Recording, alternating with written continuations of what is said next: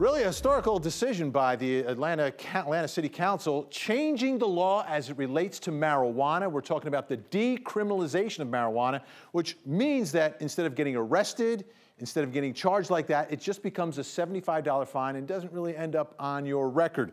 Why is this such a big deal? Because of some of the racial implications that have come out related to marijuana arrests. This all relates to marijuana underneath an ounce. Chris Hopper is with us tonight, and Chris has some numbers for us as it relates to who's getting arrested and who's not getting arrested for this.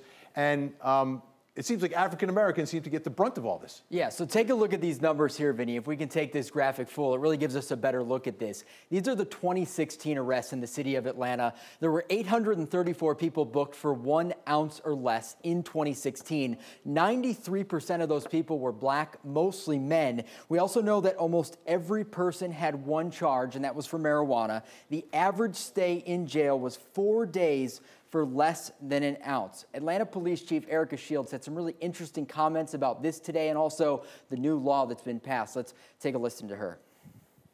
Marijuana use is still illegal in Atlanta. It's still illegal in the state. And yes, you can go to jail for it, even if it's less than an ounce.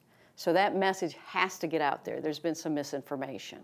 That being said, do I want us locking up folks with a bag of weed? No, not particularly. I mean, if you get it, and it's incident to an arrest, I get it, you gotta charge the person. But is locking up folks with an ounce, less than an ounce of marijuana gonna impact criminal activity in Atlanta? No, it's not.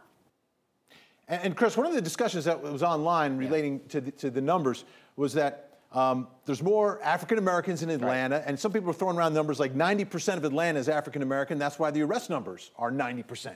Yeah, that's just not true. You take a look at the 2010 census. These are the numbers here. In the city of Atlanta, 54% is black, 38% white, and about 5% Hispanic or Latino. So clears that up a little bit. Obviously, some people throwing out some false numbers online. We just want to make sure that people have a real clear picture, especially when we're talking about those high arrest numbers as it relates to marijuana. All right, Chris, good information. Yeah.